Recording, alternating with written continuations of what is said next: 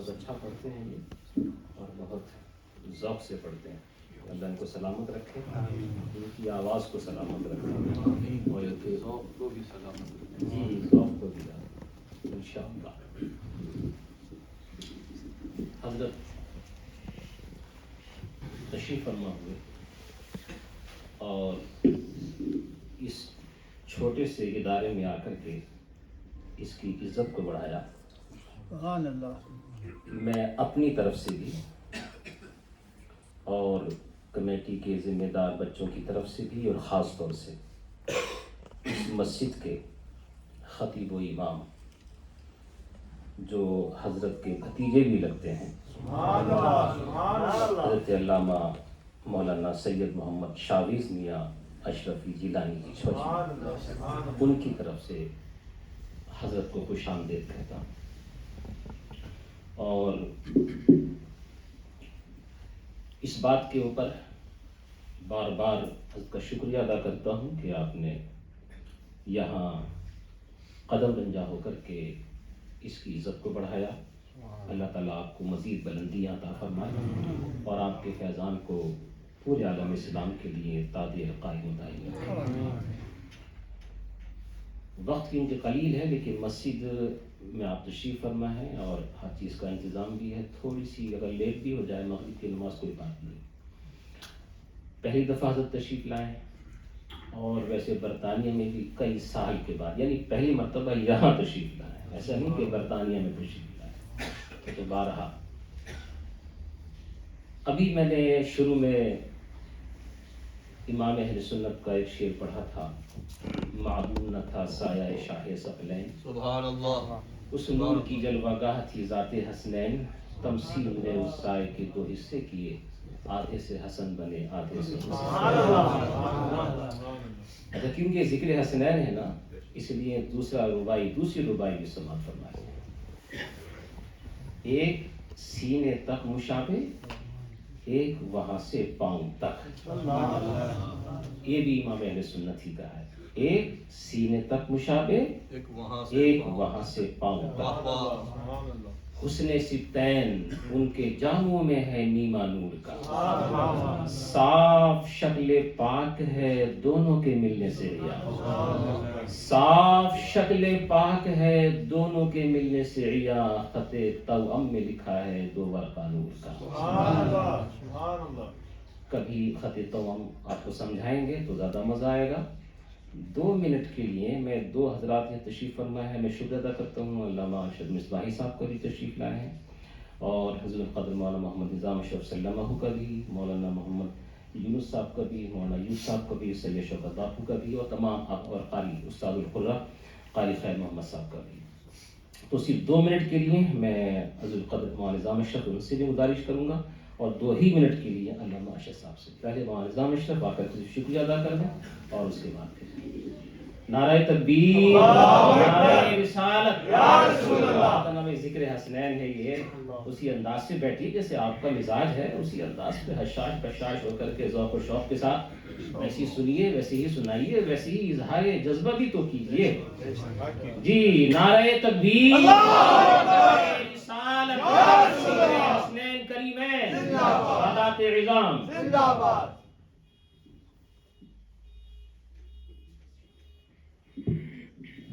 بسم الله الرحمن الرحيم. السلام عليكم ورحمة الله وبركاته.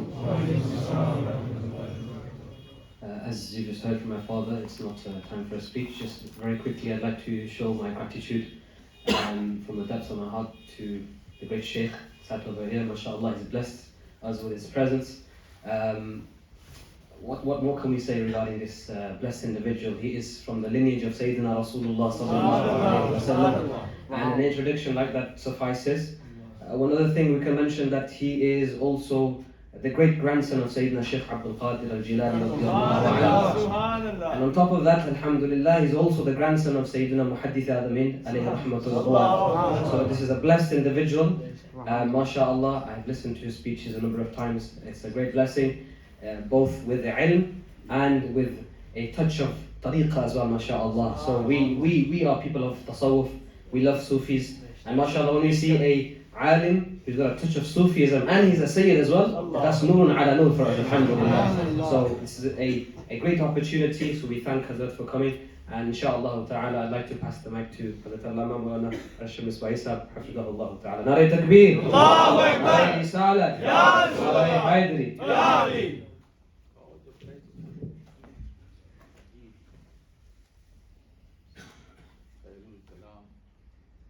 बिस्मिल्लाहिर्रहमानिर्रहीम।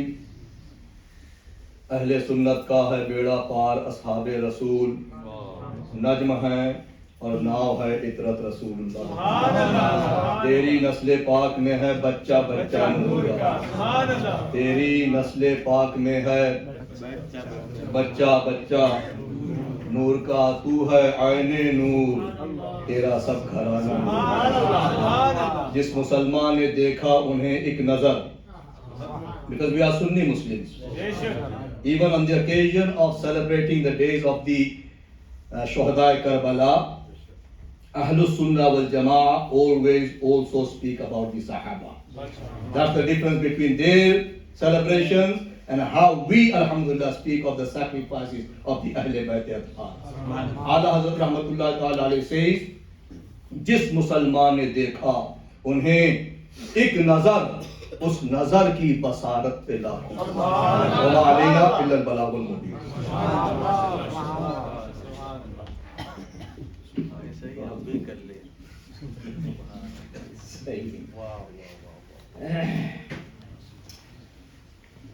हजरत तशरीफ फरमा है। अब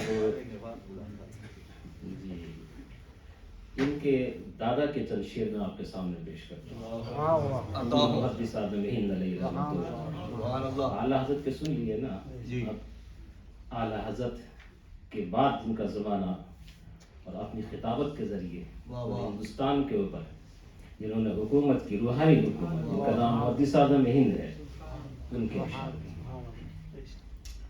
दोनों जहां में बचती है नौबत हुसैन की। ऐसे नहीं, जोर से कहेंगे।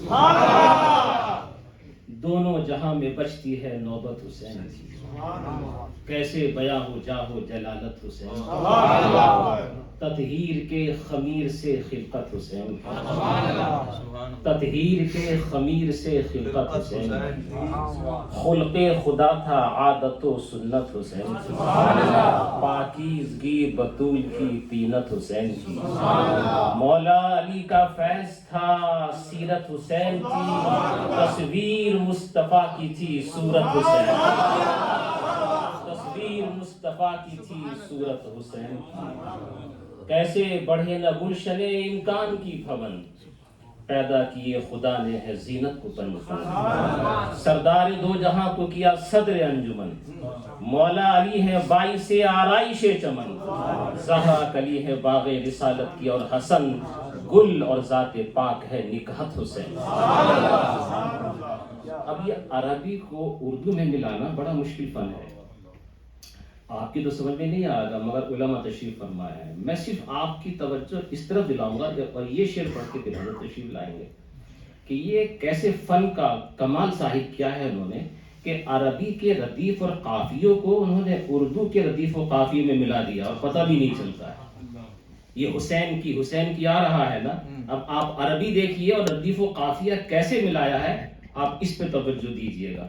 हल तक़्तुलुल हुसैन व तबग़ी हयातहा, हल तक़्तुलुल हुसैन व तबग़ी हयातहा, नफ्सुन खबीसतुन लअनल्लाहु ज़ातहा, कैफ़ा फलाहु उम्मतिन क़द अमातहा, अल्लाहु रब्बुना बिजमीइ सिफ़ातिहा, या गैरतल इलाही अतरजु नजातहा, मिन उम्मतिन शक़िय्यतिन क़तलत हुसैन की, उम्मतिन शक़िय्यतिन क़तलत हुसैन। तो ये अरबी के रदीफ़ व काफ़ियों को उर्दू के रदीफ़ व काफ़िये में मिलाया। देखिए जैसे अभी अजीज़ों में जिक्र किया कि नूरुन अला नूर सैयद ज़ाते हैं जिनका जिक्र है उसी ख़ानदान से हैं, इमाम हसन रज़ी अल्लाह तआला अन्हु की औलाद से हैं, और सिर्फ नस्ल ही नहीं है, नसब ही नहीं है, अल्लाह ने इल्म से भी नवाजा है।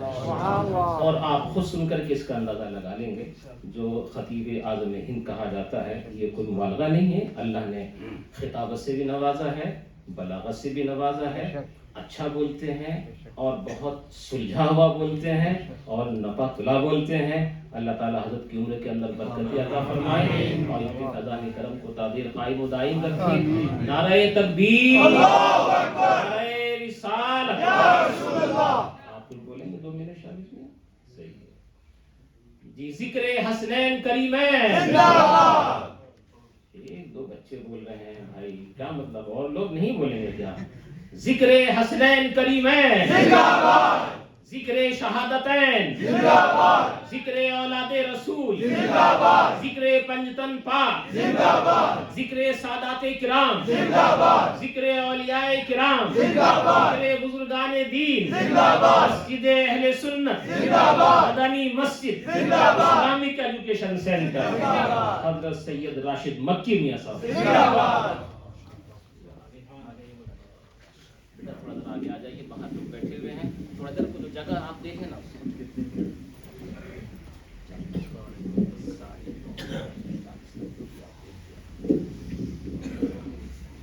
سننے آئے حضرت. جی ہاں، آپ آرام سے بولیں، مطلب تو آگے بڑھ جائیں. نماز السلام علیکم ورحمۃ اللہ وبرکاتہ. وعلیکم السلام ورحمۃ اللہ وبرکاتہ. الحمدللہ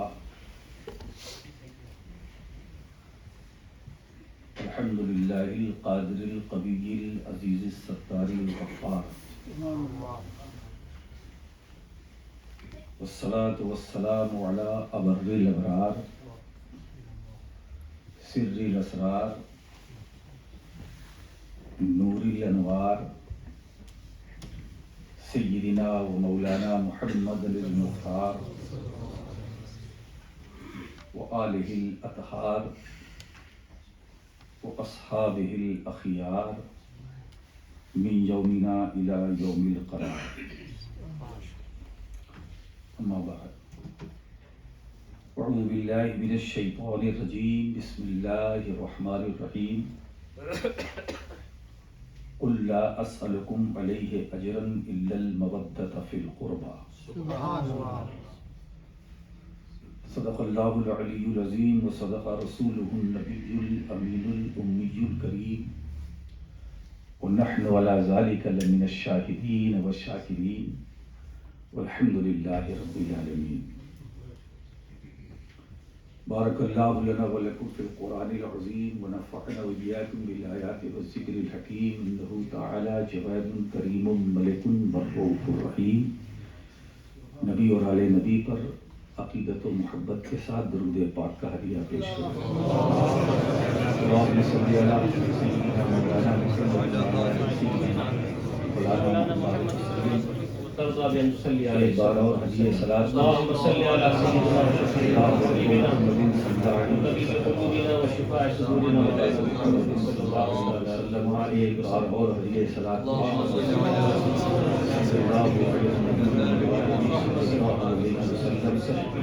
صلاۃ و سلام علیک یا رسول اللہ صلی اللہ تعالی علیہ وسلم.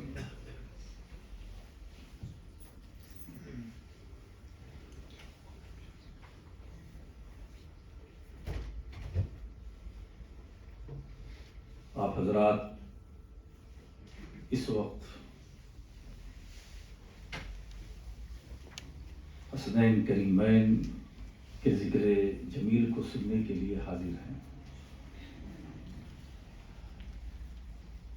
مولا کریم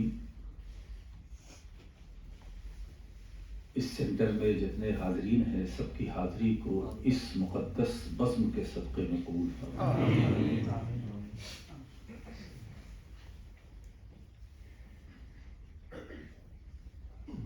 میں کسی تمہید کی طرف نہ جانا چاہتا ہوں اور نہ وقت ہے.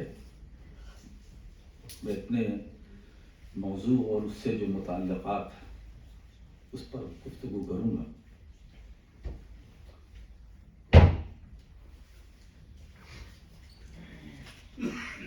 تاجدار کائنات صلی اللہ تعالی علیہ وآلہ وسلم نے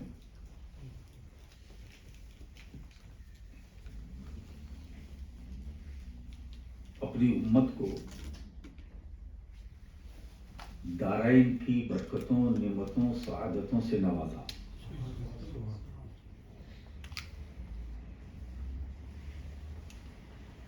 ہر نعمت جو ہم تک پہنچی واسطہ رسول ہے، جو پہنچ رہی ہے واسطہ رسول، جو پہنچے گی واسطہ رسول۔ قیامت تک جو کچھ جسے ملتا رہے گا وہ حضور علیہ الصلوۃ والسلام ہی ذریعہ ہے۔ جو کچھ ہمیں ملا وہ پیغمبر نے دیا، جو کچھ ہمیں ملا حضور علیہ الصلوۃ والسلام نے عطا کیا، اپنے رب سے لیتے رہے، ہمیں دیتے رہے۔ وہ قاسم نعمت الہی، حضور خود فرماتے ہیں انما انا قاسم واللہ یعطی، میں بانٹنے والا ہوں، میں تقسیم کرنے والا ہوں، اور خدا دینے والا ہے۔ خدا دے رہا ہے، میں تقسیم کر رہا ہوں۔ تو مطلب یہ ہے کہ ہم کو جو کچھ خدا کی بارگاہ سے بھی ملا واسطہ رسول۔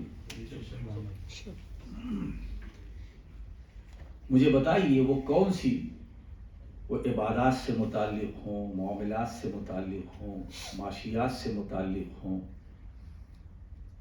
زندگی کے کسی شعبے سے متعلق ہو، وہ زندگی ہو، بندگی ہو، شعور سجدہ ہو، قیام، رکوع، سجود، حج، وہ عبادات ہو، احکامات ہوں، اوامر و نواہی ہو، جو بھی ہے، یہ کس نے دیا، کہاں سے ملا؟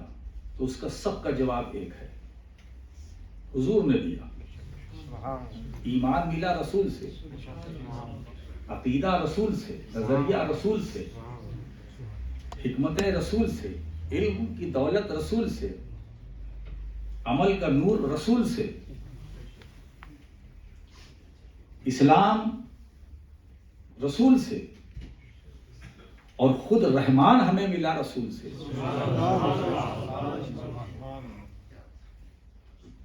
آپ ذرا دیکھیے کہ اس نبی کی شان کیا ہے کہ اللہ رب العزت نے اس کائنات کو اپنے محبوبی ہی کے لیے خلق کیا۔ یہ زمین و آسمان، چاند، سورج، کہکشاں، یہ سب مصطفیٰ کے لیے بنائے گئے، سب کچھ حضور کے لیے، مگر اس میں خاص چیز یہ ہے کہ حضور کے حسن و جمال کو جو رب نے بنایا وہ ہمارے لیے نہیں، اپنے ملاحظے کے لیے، کہ جب میری مشیت ہوگی میں اپنی کاریگری کو دیکھوں گا، یہ بندوں کے دیکھنے کے لیے نہیں، بندوں کے دیکھنے کے لیے نہیں، اپنے ملاحظے کے لیے۔ حضرات گرامی، ہم کو سب کچھ ملا مصطفیٰ سے، حضور نے سب کچھ ہمیں دیا۔ اب میں آپ سے ایک چھوٹا سا سوال کرنا چاہتا ہوں، کیا حضور نے کچھ مانگا بھی؟ دیا تو بہت کچھ، حضور نے مانگا بھی کچھ؟ آج گفتگو اسی پر ہوگی۔ وہ دینے والا ایسا سخی کہ اس نے لاکھوں کروڑوں نعمتیں جس کے وسیلے سے توسط سے ہم تک پہنچی، ملی ہمیں، ایسا محسن، ایسا شفیق، ایسا رؤوف الرحیم، ایسا مہربان رسول۔ سوچو، اب آپ سرکار کے لطف و کرم کا تو یہ عالم ہے کہ علماء فرماتے ہیں کہ جس طرح ایک ماں دنیا میں اپنے اکلوتے بیٹے کو ڈھونڈتی ہے، تلاش کرتی ہے، اگر وہ کہہ کے جاتا ہے کہ میں 1 گھنٹے 2 گھنٹے کے بعد آتا ہوں، تھوڑا ٹائم زیادہ ہو جاتا ہے، تو ماں پریشان ہو جاتی ہے کہ 2 گھنٹہ بول کر لے آتا ہے، تو 3 ہو گیا، 4 ہو گیا، وہ کب آئے گا میرا بچہ؟ تو جس طرح ایک ماں اپنے اکلوتے بیٹے کو تلاش کرتی ہے، بلا شبہ، بلا تمثیل، میرا نبی اپنے گنہگار چاہنے والوں کو قیامت کے دن تلاش کرے گا۔ میرا چاہنے والا کہاں؟ میرا چاہنے والا کہاں ہے؟ رسول۔ اب دیکھیے دنیا میں ہماری جو حیثیت ہے وہ اور ہے، اور قیامت کے دن جو ہماری حیثیت وہ اور. دنیا میں ہم طالب، نبی مطلوب. دنیا میں ہم آپ سب طالب، نبی مطلوب.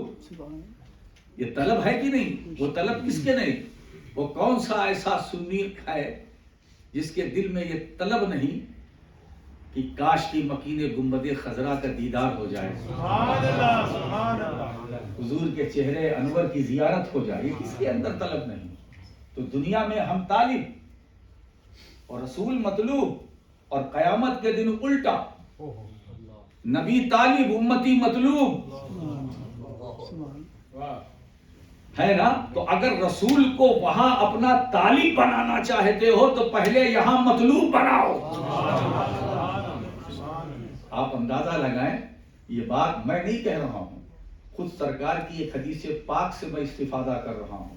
حضور فرماتے ہیں جس نے اذان میں میرا نام سنا، انگوٹھا چوما، ہے نا. اگر یہ چاہتے ہو کہ حضور ہم کو تلاش کریں تو حضور خود نسخہ دے رہے ہیں.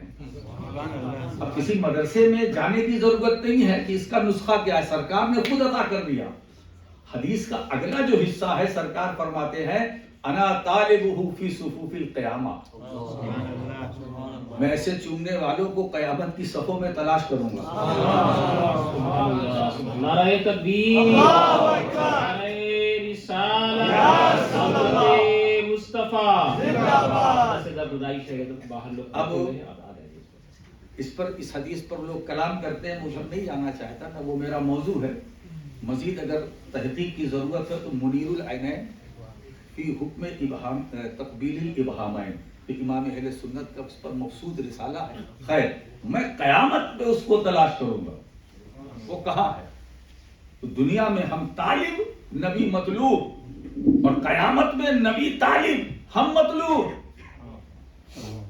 اور ایک بات بتائے کہ سرکار انہی کو ڈھونڈیں گے جو چومنے والے ہیں. سبحان اللہ، ہے نا. تو ابھی اس لیے اب جب موقع ملے، رسول کا نام آئے، انگوٹھا چومو.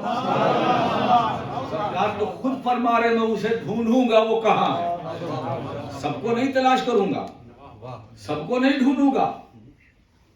جس نے یہ عمل کیا، میرا نام سنا، انگوٹھا چوما، ایسے چومنے والوں کو میں قیامت میں ڈھونڈوں گا. اب یہ بتاؤ کہ اب ہمارے لیے پریشانی وہاں کیا ہے؟ بولو. جب حضور خود ہمیں ڈھونڈیں گے، ہمیں تلاش کریں گے، تو اب تو ہمارے لیے کوئی مسئلہ نہیں ہے. اب اس کا مطلب یہ بھی نہیں ہے کہ آپ ہر چیز سے بالکل دوری بنا لیجیے. نہیں، یہ تو سرکار نے فرمایا، یہ ان کا کرم ہے، ان کی عطا ہے، وہ مہربانی ہے. مگر آپ کو بھی جو جس طرح سے رسول کائنات صلی اللہ علیہ وسلم نے زندگی گزارنے کا طریقہ بتایا ہے، ویسے ہی زندگی گزاریے. نماز پڑھیے، روزہ رکھیے، صاحب استطاعت ہیں تو حج کیجیے، صاحب نصاب ہیں تو زکوٰۃ دیجیے، صدقہ کیجیے، نیک عمل کیجیے. تو رسول نے سب دیا، کچھ مانگا بھی.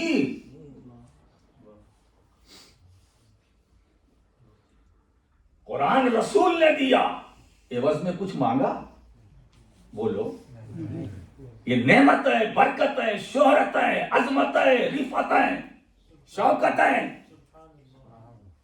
یہ رسول سے سب ملی. مگر اس محسن اعظم نے کچھ تم سے مانگا؟ سب کچھ دے دینے کے بعد اب مرضی مولا دیکھیے. اللہ ارشاد فرماتا ہے میرے حبیب تمہارے ذریعے سے بندوں کو تو بہت کچھ ملا، تم بھی تو کچھ مانگ لو، تم بھی تو کچھ مانگ لو. نعمتیں تو بہت کی تم نے، کچھ تو مانگو. قل، رسول کہہ دو. اللہ کہہ نہیں رہا، خود کہلوا رہا ہے. میں چاہتا ہوں مصطفیٰ کلام میرا ہوگا، زبان تمہاری ہوگی. قل، کہو تم کہو، تم کہو. اللہ کہلوا رہا ہے. خود نہیں کہہ رہا، کہلوا رہا. رسول تم کہو، دیا تم نے ہے، تقسیم تم نے کیا ہے، عطا تمہاری ہے، تقسیم تمہاری ہے، بانٹا تم نے ہے، نوازا تم نے ہے، کرم تمہارا ہے، احسان تمہارا ہے، مہربانی تمہاری ہے، لطف و کرم تمہارا ہے. دیا تو سب جو ملا بندوں کو وہ ذریعہ تم ہو. تو تم کہو، تم کہو. اور میں یہ بھی نہیں چاہتا، میں چاہتا ہوں کہ تمہارا یہ قل جو ہے وہ حدیث بن کر نہ رہے. ورنہ ایک دور ایسا آئے گا کہ لوگ بہت حدیث کے بارے میں بحث کرتے ہیں، اس کا راوی یہ ہے، راوی ایسا ہے، سند میں پھر جرح تعدیل کا وہ دروازہ کھل جاتا ہے، یہ ضعیف ہے، اس سے استدلال کرے کہ نہ کرے، کہ یہ سب اس کی ضرورت نہیں. قل تم کہو، یہ قرآن ہے، قرآن تم کہو. میں چاہتا ہوں کہ قیامت تک آنے والی نسل انسانیت کو یہ پتا چلے کہ مصطفیٰ نے جو مانگا ہے وہ حدیث نہیں ہے، قرآن ہے. قرآن ہے. اب کیا مانگا حضور نے؟ لا صلکم علیہ. میں نے جو تبلیغ کی ہے، دین کی تبلیغ کی ہے، اس تبلیغ پر جو تم کو میں نے دین پہنچایا ہے، پیغام پہنچایا ہے، اس پیغام پر، اس تبلیغ پر میں تم سے کچھ سوال نہیں کرتا، کچھ نہیں چاہتا، کچھ نہیں مانگتا. میں تم سے کچھ نہیں مانگتا. میں نے قرآن دیا، اس کے بدلے میں کچھ اور نہیں چاہتا. نماز میں نے دی ہے، اس کے بدلے میں تم سے کچھ اور نہیں مانگتا. روزہ نماز یہ اس کی فرضیت میرے ذریعے تم کو ملی ہے، میں اس کے عوض میں کچھ نہیں مانگتا. بس صرف میں یہ مانگتا ہوں الا المودۃ فی القربى، کہ میرے گھر والوں سے محبت کرو، میرے گھر والوں سے محبت کرو، مگر اچھی طرح سے محبت کرو، اچھی طرح سے محبت کرو میرے گھر والوں سے. کنز الاموال کی ایک روایت میرے پیش نظر ہے. حضور علیہ السلام ارشاد فرماتے ہیں کہ 4 شخص قیامت کے دن ایسے ہوں گے کہ ان کی شفاعت میں کروں گا. انا لہم شفیع یوم القیامہ، میں ان کا شفیع ہوں گا. اور وہ کتنے؟ اربعۃ، وہ 4 ہیں، وہ 4 ہیں. اس میں سے ایک المکرم لذریتی، جو میری ذریت کی تعظیم کرتا ہے، میری اولاد کی تعظیم کرتا ہے. حضور فرماتے میں اس کی شفاعت کراؤں گا. اور دوسرے وہ جو ان کی ضرورتوں کو پوری کرتا ہے، حضور فرماتے ہیں میں اس کی شفاعت کروں گا. اور تیسرا وہ کہ جو ان کی مدد اس حالت میں کرتا ہے کہ جس میں وہ مجبور ہیں، وہ نہیں کر سکتے، اس میں اس کی وہ مدد کرتا ہے، تو سرکار فرماتے ہیں میں اس کی شفاعت کروں گا. اور چوتھے میں اس کی شفاعت کراؤں گا جو میرے گھر والوں سے محبت، اس زبان سے بھی اور دل سے بھی،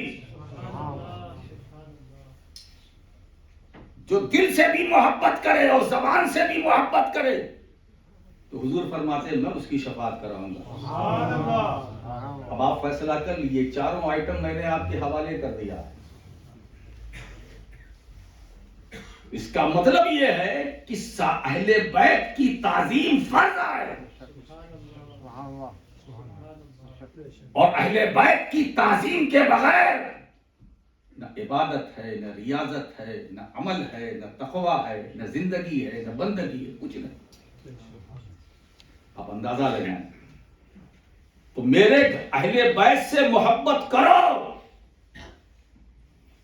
اب یہ اہل بیت کون ہے؟ اس میں بہت ساری روایتیں ہیں، ہے نا. مگر میں اس آیت کریمہ سے پہلے جو آیات ہیں، میں اس سلسلے میں جو میری اپنی ذاتی میں نے مطالعہ کیا، یہ جملہ مستانفہ ہے، یہ جملہ مستانفہ ہے، یہ استیناف ہے. یہاں مراد اہل بیت سے اب ادھر ادھر جانے کی ضرورت نہیں، خود سرکار ہی کی بارگاہ میں حاضری دے دیجیے. یہ اہل بیت سے مراد کون ہے؟ صحابہ نے پوچھا یا رسول اللہ جن کی محبت ہم پر واجب ہے وہ ہے کون؟ تو حضور نے کیا فرمایا؟ علی و فاطمہ و حسن و حسین، جن کی محبت ہم پر واجب ہے، تم پر واجب ہے، وہ علی ہے، فاطمہ ہے، حسن ہے، حسین۔ ان کی محبت فرض ہے، واجب ہے۔ ان کی محبت کے بغیر نہ عبادت ہے، ان کی محبت کے بغیر نہ تقویٰ ہے، ان کی محبت کے بغیر نہ زندگی ہے، ان کی محبت کے بغیر نہ بندگی ہے، ان کی محبت کے بغیر تم اگر ترقی کرنا چاہتے ہو تو سارے راستے بند ہیں اہل بیت کی محبت کے بغیر۔ مگر ایک درمیان میں گزارش کرتا چلوں، تاکہ چونکہ اہل سنت یہ ہمارا جو مسلک ہے مسلک اعتدال ہے، نہ اس میں افراط ہے نہ تفریط ہے، میں وہ بھی ہم اہل بیت سے بھی محبت کرتے ہیں، ہم صحابہ سے بھی محبت کرتے ہیں، ہم صحابہ سے بھی محبت کرتے ہیں، ہے نا، ہم اہل بیت سے محبت کرتے ہیں، ہم میں اپنی بات کر رہا ہوں، میں تو علی کی اولاد ہوں نا، تو علی سے محبت کرتا ہوں، نہیں صدیق اکبر سے بھی محبت کرتا ہوں، فاروق اعظم سے بھی محبت کرتا ہوں، عثمان غنی سے بھی محبت کرتا ہوں، اور یہ بات میری بلا دلیل نہیں ہے، ہم اس سے محبت کرتے ہیں جس سے میرے مصطفیٰ نے محبت کی،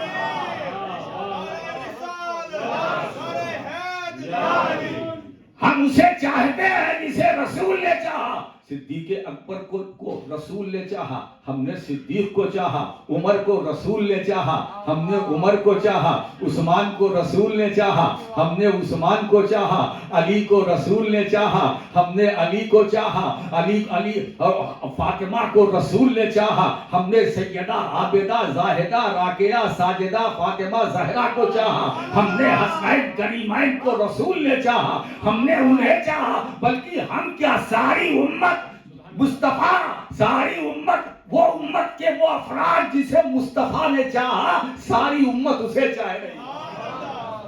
اسلام ہے، یہی دین ہے، یہی مذہب حقہ ہے، یہی مسلک حق ہے، یہی مسلک اعتدال ہے، اور اسی مسلک اعتدال کا نام اہل سنت والجماعت۔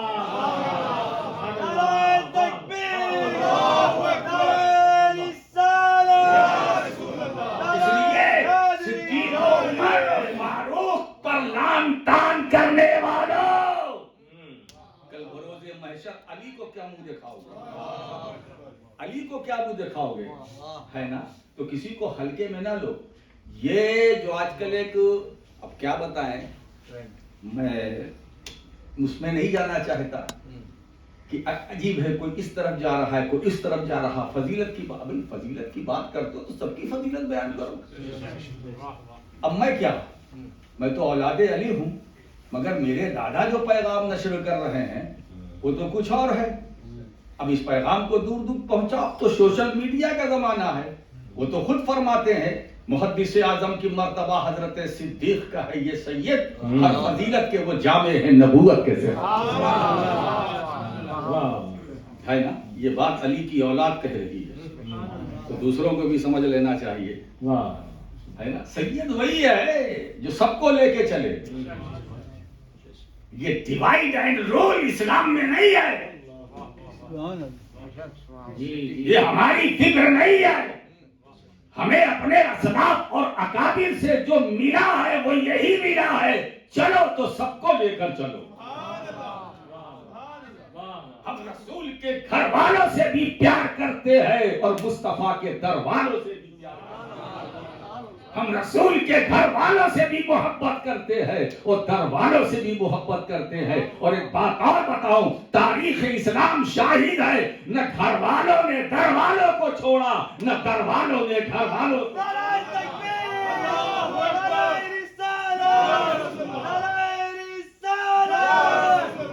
آپ کو میں بتاؤں کہ اگر سیدنا ابو بکر صدیق خلیفۃ المسلمین امیر المومنین ہیں، اگر ان کے دل میں معاذ اللہ کہیں کجی ہوتی تو وہ حدیث پاک جس کے راوی خود صدیق اکبر اور فرماتے سمعت رسول اللہ صلی اللہ علیہ وسلم، آئے ہائے، وہ فرماتے النظر الی وجہ علی عبادہ،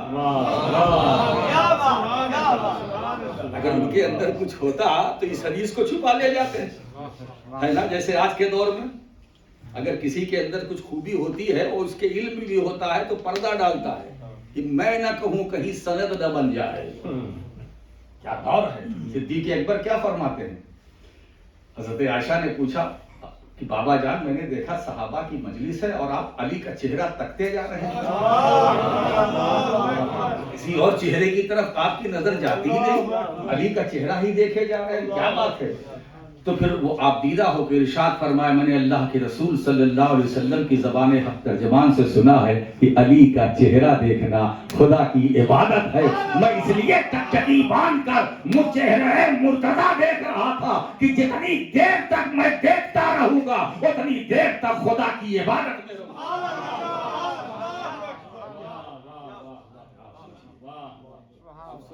سب کا مقام ہے, سب کا مقام ہے, سب کی عظمتیں ہیں, سب ہمارے سر کے تاج ہیں. ہم فاروق اعظم سے بھی محبت کرتے ہیں, عثمان غنی سے محبت کرتے ہیں, ہے نا. ہمیں قینچی چلانے کا حق نہیں ہے. یہ بڑے ہیں, وہ بڑے ہیں, یہ چھوٹے ہیں, چھوٹا بڑا, یہ اسلام میں نہیں چلتا. اور دوسری چیز یہ ہے کہ بڑوں کے تعلق سے ہمیں حق کیا ہے جی, بڑوں کے بارے میں کہ کون بڑا ہے یہ تو وہ بتائے جو ان سب سے بڑا ہے. ہماری کیا حیثیت, ہماری کیا حیثیت. تو ہمیں سب کو ماننا ہے, سب سے محبت کرنا ہے. حضرات آئیے, مولا کائنات کیا بات ہے, ان کی محبت ایمان ہے.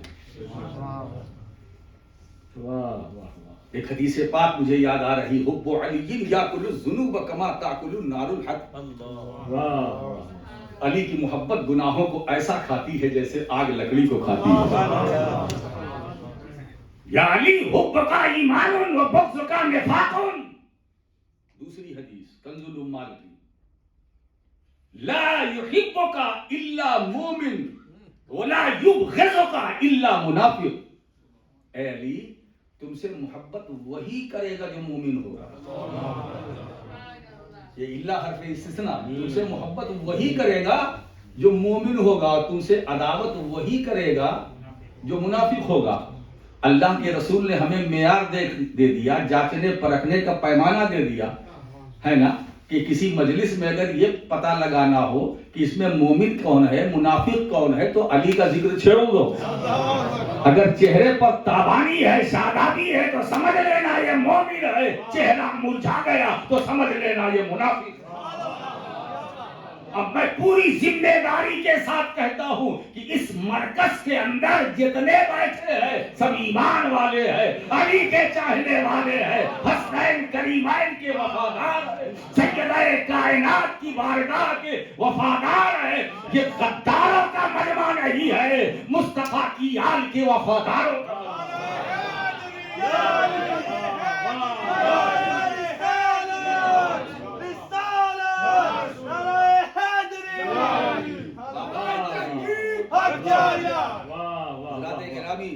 ایک حدیث پاک اور سن لیجیے. میں نے گفتگو شروع کی, حدیثیں سامنے آتی جا رہی ہیں. ایک حدیث پاک کنز الامال, اللہ کے رسول صلی اللہ تعالی علیہ وآلہ وسلم ارشاد فرماتے ہیں, اللہم ادر الحق اسو دارا علی. اے اللہ حق کو ادھر پھیر دے جدھر علی ہوں. یہ دعائے رسول ہے, حق کو ادھر پھیر دے, گھما دے جدھر علی. یہ نہیں کہ کہیں بات کہی جا رہی کہ علی کو ادھر گھما دے جدھر حق کو, حق کو ادھر گھما دے پھیر دے جدھر علی ہو. تو جدھر علی ادھر حق, جہاں علی وہاں حق. اگر میدان میں علی ہے تو میدان میں حق ہے, قبرستان میں علی ہے تو قبرستان میں حق ہے, جلوت میں علی ہے تو جلوت میں حق ہے, خلوت میں علی ہے تو خلوت میں حق ہے, تنہائی میں علی ہے تو تنہائی میں حق ہے, منبر پر علی ہے تو منبر پر حق ہے, سجدے میں علی ہے تو سجدے میں حق ہے, قیام میں علی ہے تو قیام میں حق ہے, رکوع میں علی ہے تو رکوع میں حق ہے, قعدہ میں علی ہے تو قعدہ میں حق ہے, جلسہ میں علی ہے تو جلسہ میں حق ہے. مگر اگر غزوات میں علی ہے تو غزوات میں، اگر مکے میں علی ہے تو مکے میں حق ہے. اگر علی طواف کر رہے ہیں کعبۃ اللہ کا تو حق طواف کر رہا ہے. اگر علی مطاف میں ہے تو حق مطاف پر ہے. اگر علی چشمہ زمزم پر ہے تو حق چشمہ زمزم پر ہے. علی صفا پر حق صفا پر، علی مروہ پر حق مروہ پر، علی حرم میں حق حرم میں، علی غزوے میں حق غزوے میں. علی کی تلوار چل رہی ہے، یعنی حق کی تلوار چل رہی ہے. علی بول رہے ہیں، حق بول رہا ہے. علی کلام کر رہے ہیں، حق کلام کر رہے ہیں. علی چل رہے ہیں، حق چل رہا ہے. علی بیٹھ گئے، حق بیٹھ گئے. علی نے تکلم کیا، حق نے تکلم کیا. علی خطبہ دے رہے ہیں، حق خطبہ. تو علی معیار حق ہے. اگر کوئی سوال کرے ہمیں حق کہاں ملے گا، کیسے ملے گا، تو دوستو حق نہ ڈھونڈو، حق کے پیچھے نہ پڑو، یہ تلاش کرو علی کہاں ہے. جہاں علی ہے وہاں حق ہے. اے اللہ حق کو ادھر پھیر دے جدھر علی ہے، حق کو ادھر پھیر دے. وہ علی جس کی محبت ایمان، وہ علی جس کی محبت اسلام. علی مع القرآن والقرآن مع علی. قرآن علی کے ساتھ، علی قرآن کے ساتھ. آپ سوچیں تو یہ اہل بیت کا مقام کیا ہے. تو حضور نے کیا فرمایا کہ یہ میرے اللہم ہؤلاء اہل بیتی.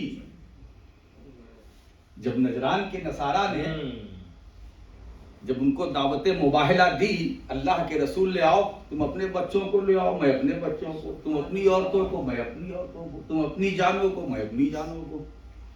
فقل تعالوا ندعو ابنانا وابناکم ونساءنا ونساءکم وانفسکم ثم نبتہل ونجعل لعنۃ اللہ علی الکاذبین. تم اپنے بچوں کو لے کر آؤ، میں اپنے بچوں کو، تو اپنے بچوں میں کون؟ حسنین کریمین، حسنین کریمین ہے نا. تو اب یہ حسن و حسین ابنانا کی تفسیر ہے، ابنانا کی تفسیر. نسانا و نساکم، تم اپنی عورتوں کو، ہم اپنی عورتوں کو. عورتیں تو اور بھی تھی مگر لیا کس نے؟ کس کو؟ سید کائنات ہے نا. اب یہاں آپ پوچھ سکتے ہیں کہ وہ نساء وہ تو تنہا ایک ہے. ارے بھائی وہ دیکھنے میں تنہا ایک ہے، پوری جمعیت پر بھاری ہے. وہ تنہا دیکھنے میں ہے مگر پوری جمعیت پر بھاری ہے. تو اب نسانا کی تفسیر سیدہ فاطمہ زہرا، ابنانا کی تفسیر حسن و حسین، انفسنا کی تفسیر خود نبی اور علی. تم اپنی جانوں کو لے آؤ، میں اپنی جانوں کو. تو اپنی جانوں میں ایک خود رسول اور دوسرے علی، دوسرے علی. اب اس آیت مباہلہ کے اندر جو رسول اپنے عمل سے تفسیر کر رہے ہیں، اپنے عمل سے جو تفسیر کر رہے ہیں، اب اسے لے جائیے. پھر اہل بیت سے مراد کون؟ انما یرید اللہ لیذهب عنکم الرجس اہل البیت ویطہرکم تطہیرا. تو اب یہ آیت خود دلیل ہے کہ ہاں مراد علی، فاطمہ، حسن، حسین ہی ہے. آپ سوچو اب ترتیب بھی ہے، سرکار تشریف. اچھا ایک بات بتائیے، جس وقت اب حسن و حسین کو اللہ کے رسول لے گئے تو سب کم سنی کا عالم تھا، دودھ پیتے شیر خوار بچے تھے. شیر خوار. میں نے عالم خیال میں سرکار علیہ السلام کی بارگاہ میں عریضہ پیش کیا، یا رسول اللہ یہ تو بچے ہیں، شیر خوار بچے ہیں، دودھ پیتے بچے ہیں، ان کو میدان مباہلہ میں لے جانے کی کیا ضرورت؟ یہ تو آپ کی دعا پر ابھی آمین بھی نہیں کہہ سکتے، ان کو لے جانے کی ضرورت کیا؟ تو جواب یہ ملا کہ میں ان کو اس لیے لے جا رہا ہوں، تربیت کے لیے لے جا رہا ہوں، ٹریننگ کے لیے لے جا رہا ہوں، تاکہ جب بڑے ہو تو انہیں معلوم ہو جائے کہ میرے نانا میں جب شیر خوار تھا تب مجھے لے کر کے آئے، ایسے ہی کربلا میں مجھے اپنے شیر خوار بچے کے لے کر جانا ہوگا. آپ دیکھیے نجران کے نصارہ کی ہمت نہ پڑی، اہل بیت کا سامنا، ان کے ہیبت و دبدبے و جلال کا یہ عالم تھا، سامنے آنے کی جرت نہ ہوئی۔ اب فرق سمجھ لیجیے، کلمہ نہ پڑھنے والے کافروں میں اور کلمہ پڑھنے والے کافروں میں، جو کلمہ نہ پڑھنے والے کافر تھے وہ اہل بیت کی عظمت کا اعتراف کر کے کنارے چلے گئے، میدان میں نہیں آئے، اور کلمہ پڑھنے والے جو تھے وہ 22,000 کے ساتھ میدان کربلا میں مقابلے میں ہیں۔ ارے مجھے کہنا یہ ہے، صرف جملہ نوٹ کرو، وہ حسین جس کے 55 کا تحمل نجران کے نصارہ نہ کر سکے، اس کی جوانی کے سامنے 22,000 کیا کریں گے؟ اس کی جوانی کے سامنے 22,000 کیا کریں گے؟ میرے دوستو، یہ حسنین ہیں، نیرین، قمرین، کیا بات ہے۔ حضرات، ان کا ذکر پاک ہوتا ہے تو سینہ کشادہ ہو جاتا ہے۔ آج انہی کا ذکر، اور ایک بات بتائیں، سرکار تو یہ فرماتے ہیں الحسن والحسین سیدہ شباب اہل الجنہ، یہ جنتی جوانوں کے سردار کیا ہے؟ سردار ہیں یا ہوں گے؟ ہیں، اس کا مطلب ہیں، اس میں کوئی ایسا الحسن والحسین سیدہ شباب اہل الجنہ، جنتی جوانوں کے سردار ہیں۔ یہ مطلب نہیں کہ ہوں گے جنت میں جا کے، نہیں، تو اللہ کے رسول بات کرے دنیا میں اور سرداری ملے جنت میں، یہ جنتی جوانوں کے سردار۔ اور کب کہا؟ جبکہ حضرت امام حسن کی عمر شریف تقریباً 5 سال، امام حسین کی عمر شریف اس سے کم، فرمایا جنتی جوانوں کے سردار ہیں۔ ہتھیلی چھوٹی ہے، انگلی چھوٹی ہے، قامت مبارکہ مختصر ہے، سر مبارک مختصر ہے، حضور فرماتے جنتی جوانوں کے سردار ہیں۔ جی، اب جب پاؤں بڑھا ہوگا، قامت میں اضافہ ہوا ہوگا، ہتھیلی بڑھی ہوگی، سر مبارک اور پھیلا ہوگا، تو ان کی سرداری کا دائرہ، ان کی سرداری کا، سیادت کا دائرہ کتنا پھیلا ہوگا۔ تو یہ جنتی جوانوں کے سردار ہیں۔ نہیں، اللہ کے رسول نے ہمیں پیمانہ دے دیا، یہ جنتی جوانوں کے سردار ہیں، ان سے جڑے رہو، ان سے جڑے رہو۔ اور اللہ کے رسول نے اپنی اس حدیث میں ہم کو ایک نقطہ اور بھی عطا کیا، حسن و حسین کو اس دنیا میں سردار وہی مانے گا جو جنتی ہوگا، جو جنتی ہوگا وہ ان کو سردار مانے گا، جو جنتی نہیں ہوگا وہ ان کو سردار نہیں مانے گا۔ اسی لیے لوگوں یہی مان لو، باقی جنت پہ جانا تمہارے لیے آسان ہو جائے۔ تو رسول نے صرف مانگا الا المودۃ فی القربى، میرے گھر والوں سے محبت کرو، میرے گھر والوں سے محبت کرو، ان سے پیار کرو، ان کا احترام کرو۔ حضرات گرامی، حضور کو کتنی محبت تھی نواسوں سے، اور انبیاء ہیں، کیا بات ہے فضائل میں، اور انبیاء ہیں جن کی نسل ان کے بیٹوں سے چلی، مگر میری نسل میں وہ ہوں، میری بیٹی فاطمہ زہرا سے،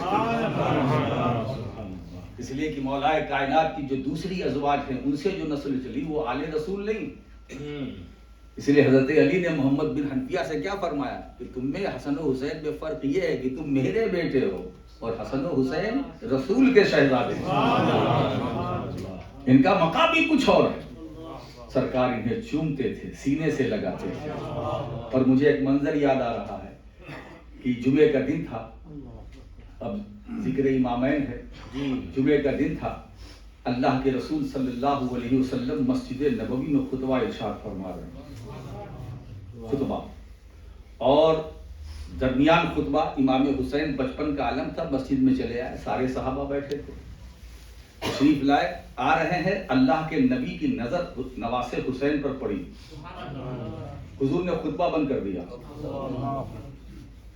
حضور نے خطبہ بند کر دیا، اور خطبہ ہی نہیں بند کر دیا، ممبر سے نیچے اترے، آگے بڑھے، نواز حسین کو اپنی گود میں لیا، اور پھر ممبر پر آئے۔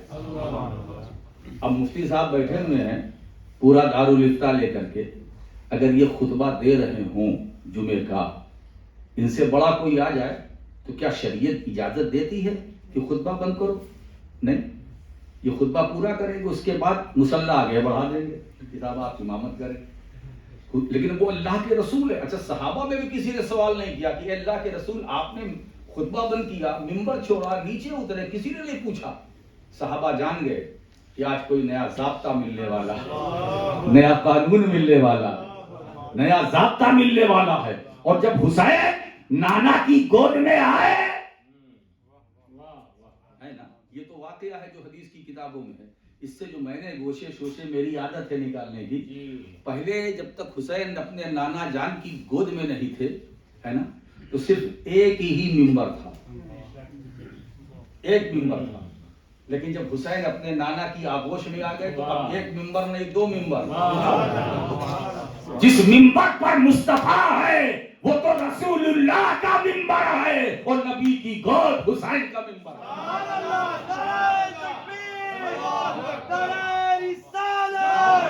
عظمت حسین کا اندازہ کون لگا سکتا ہے, رفعت و بلندی حسین کا اندازہ کون لگا سکتا ہے.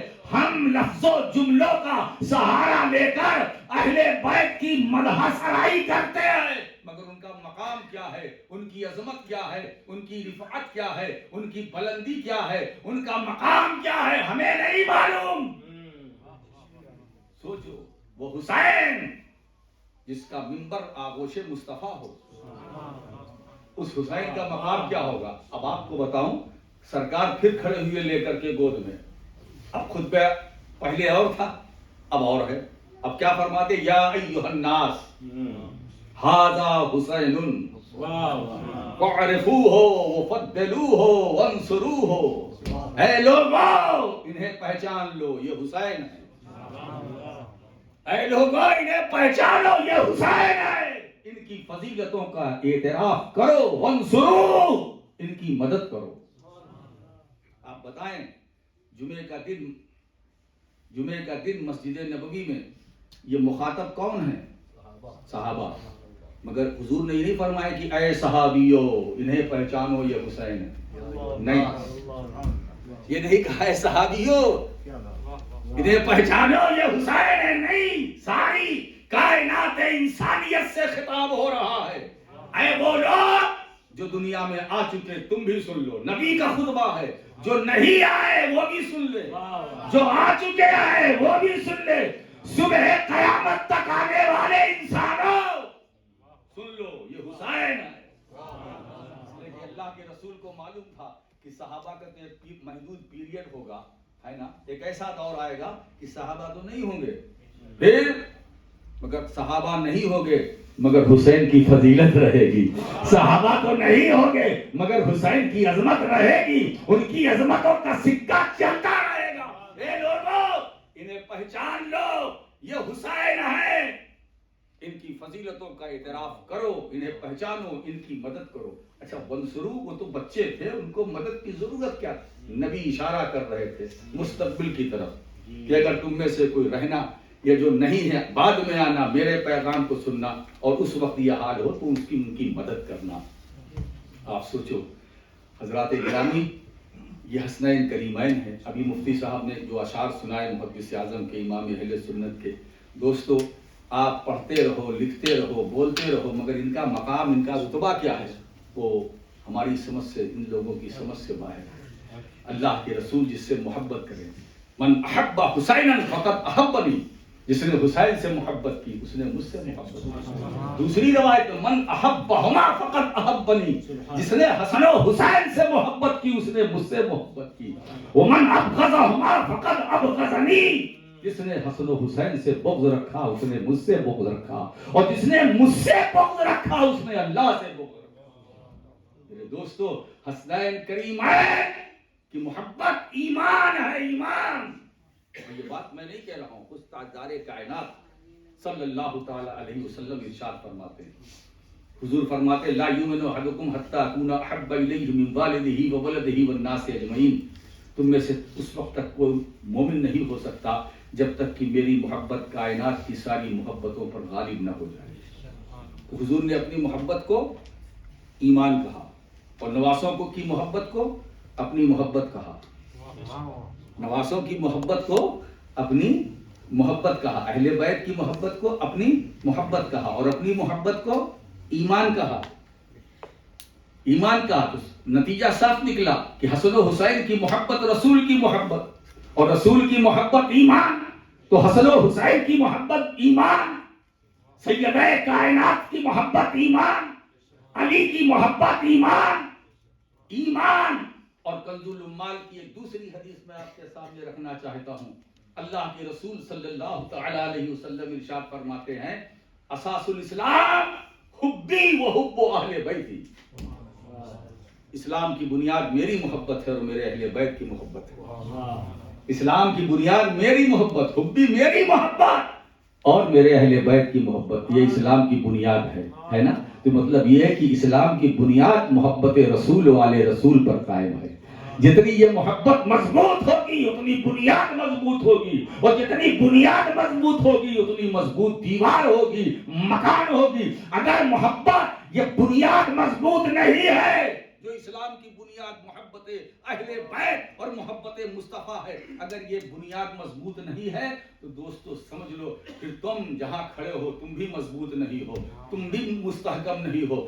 آج ہمیں اور لوگوں کو جو ٹھوکریں لگتی ہے وہ اس وجہ سے لگتی ہے، پیر لڑکھڑاتے ہیں، آزمائش کے شکار اس لیے ہوتے ہیں کہ محبت صحابہ اور محبت اہل بیت ان کے دلوں سے نکل چکا۔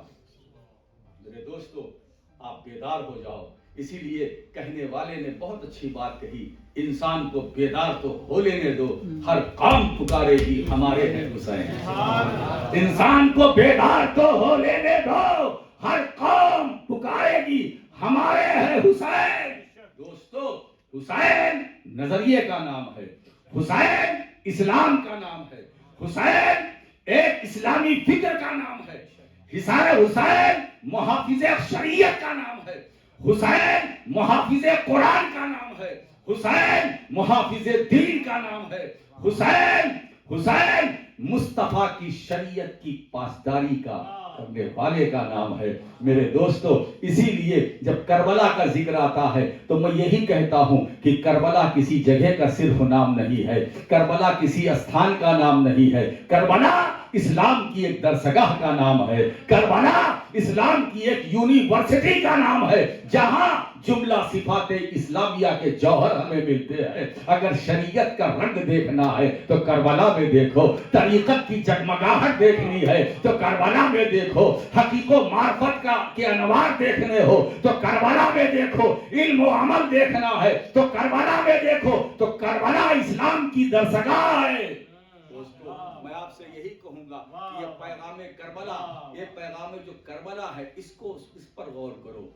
مولا کریم ہمارے اندر پیغام کربلا سے جو ہمیں پیغام ملا ہے اس پیغام پر ہمیں عمل کرنے کی توفیق عطا فرمائے۔ مولا کریم ہمارے اندر شعور کربلا پیدا ہو۔ وہ شعور کربلا کیسے پیدا ہوگا؟ جب ہمارے دلوں سے نفرتیں نکل جائیں گی، ہمارے دلوں سے کدورتیں نکل جائیں گی، ہمارے دلوں میں محبت اپنا گھر بسا لے گی، تب شعور کربلا پیدا ہوگا۔ میرے دوستو شعور کربلا پیدا کرنے کے لیے ضرورت ہے بھائی چارے کا ماحول ہو، اخوت کا ماحول ہو، مساوات کا ماحول ہو، ہمدردی کا ماحول ہو، غمگساری کا ماحول ہو۔ اگر شعور کربلا پیدا کرنا چاہتے ہو تو اتنا ضرور کرنا، گرتے ہوئوں کو سہارا دے دینا، جو بے سہارے ہیں انہیں سہارا دینا، جو بے چین ہے ان کے لیے چین بن جانا، جو بے قرار ہے ان کے لیے قرار بن جانا، جو بے سکون ہے ان کے لیے سکون بن جانا، جو بے اطمینان ہے